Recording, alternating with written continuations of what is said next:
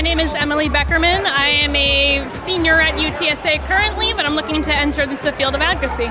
So I like Progress Texas because there is a fact-based, unbiased aggregation of information that people need to know. You know, the Revolution page was what brought me to Progress Texas, and I love that this was just a very neutral resource, mostly just for people who need help. It's Thursday, January 9th, 2024, and this is the Progress Texas Daily Dispatch, rapid response on the breaking news stories Texas progressives need to know. I'm Chris Mosier. We're reminded this morning by ridiculous recent conversations over the American annexation or maybe even military domination of places like Greenland and the Panama Canal, and conversations about renaming the Gulf of Mexico, of a central feature of Donald Trump's playbook. That is, distract the country with one hand while fleecing it with the other. As the opposition, we're going to have to steel ourselves to resist perhaps the most egregious deployment of this tactic we've seen yet as Trump takes power again, and keep our attention on matters of actual consequence. That applies to the upcoming 89th Texas legislative session as well in Austin, now less than a week away from its kickoff next Tuesday. The Austin Chronicle is out with a great multi-part Lege preview where they theorize that Texas Republicans might let Donald Trump carry most of the crazy culture war water over the first quarter of the year, but then again, maybe not.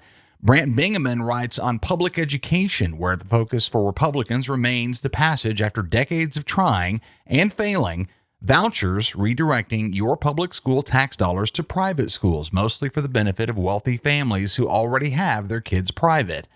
Texas Dems are ready to push back, including Austin Reps James Tallarico, who vows to, quote, fight like hell, unquote, Gina Hinojosa, who's prepared, quote, to fight vouchers again, unquote, and Donna Howard, who says, quote, we're going to continue to have a unified front from the Democrats and from several of the Republicans, unquote, on the voucher scam battle. On LGBTQ plus rights, the return of the bathroom bill looks likely. In fact, several versions of it are in the mix, along with other GOP plans that frankly amount to bullying, including a Don't Say Gay bill for our public schools, the expansion of restrictions against providing health care to trans people, continued attempts to criminalize drag performances, and on and on. Miriam Lakey of Equality Texas says it's up to the resistance to match the energy of the Republican barrage.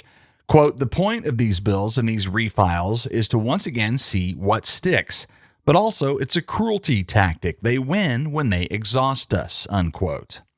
Benton Graham covers immigration and the potential for a redirecting of Operation Lone Star funding, so far up over $11 billion, back to things that Texans actually need, i.e. roads, water, healthcare, and education, now that the feds will ostensibly be taking over the paramilitary cosplay that Governor Abbott has built at the border and beyond. Abbott has definitely had fun playing field general, but frankly, those billions of dollars have largely been wasted once you look at the numbers. The ACLU says Operation Lone Star has mostly resulted in the detainment of people on low-level charges like trespassing, 70% of them misdemeanors, and mostly, get this, against U.S. citizens, which would be hilarious if it wasn't so appallingly cruel and expensive. The Austin Chronicle also covers the likelihood of sanity creeping into our draconian abortion restrictions. The TLDR there is don't count on it. Potential help on affordable housing, which, considering the fact that most billionaires aren't interested, most Republicans won't be either, and continued Republican attacks on local control by state authorities, in particular intervention in Austin's attempts to finally build something remotely resembling actual functioning public transit. Lots to read. See the link in the show notes. Much of the tone and the direction of the session, of course, lies in who ends up House Speaker, the current flashpoint in Texas Republican inter-party tension. Things are still far from settled between party establishment favorite David Cook of Mansfield and challenger Dustin Burrows of Lubbock. The Chronicle characterizes Cook as a moderate in the chamber, which is highly relative, of course, and a 2023 analysis by the Texas Tribune finds Burrows' voting record quite a bit to the left, actually, of Cook's, also highly relative, of course, and a little amusing considering that many of Burrows' followers have taken to crowing about how much more MAGA he is than Cook.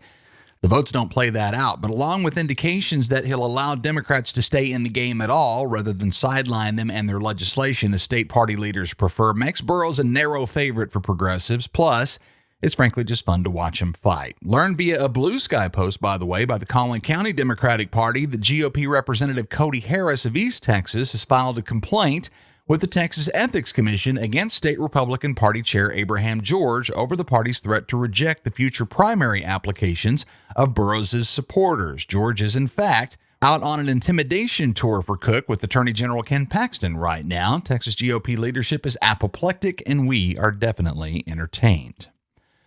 Back to public schools for one real quick here. Terry Langford and Dan Keemahill at the Texas Tribune say state officials have missed a January 1st deadline to take part in the Summer Electronic Benefits Transfer Program, a more than $2 billion federal initiative designed to give low-income families an extra $120 per child to help keep those kids fed during summer breaks when school meals can't be relied upon.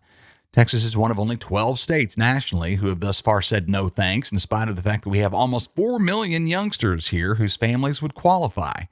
A rundown of counties where these kids live might be telling. The large urban and blue counties of Harris and Dallas are at the top. The heavily Hispanic counties of Bexar, Hidalgo, Cameron, and El Paso follow. However, right now, there's still time for Texas to take part. So this makes a terrific opportunity for you to try something you should be doing close to daily throughout the upcoming session. And that is to call your state senator and representatives' offices and tell them that signing up for the Summer Electronic Benefits Transfer Program is important to you and that you'll be following up to see what they did about it. Some of y'all are snowed in today. Give it a try and keep those numbers handy. Our funding at Progress Texas is rarely sufficient for us to plan much more than a quarter or two ahead, but the conservative disinformation machine we oppose has no such obstacle. They're funded by oil and tech billionaires and religious right-wing activist groups. Our regular everyday podcast listeners, just like you, form a key component of our funding here at Progress Texas. We could use your support as a monthly contributor, and no amount is too small. Go to progresstexas.org/donate. Thanks so much to Linda Melanson, Glenda Rogers, and Shannon Walton, all of whom have joined the team lately. We appreciate all of you very much. While you're at the website, make sure and hit the merch to match your progressive values at our web store. Y'all means all, Revolution, and our most popular Humans Against Ted Cruz t-shirts, all waiting for you, all union printed right here in Texas, and lots more at progresstexas.org. That's the Progress Texas Daily Dispatch for this Thursday, January 9th, 2025. Links to all these original stories can be found in our show notes. Progress Texas is a nonprofit rapid response media organization promoting progressive messages and actions. While campaigns come and go, we're the permanent home for progressive media and action in the Lone Star State. I'm Chris Mosier. Thanks for listening, and we'll see you again tomorrow morning.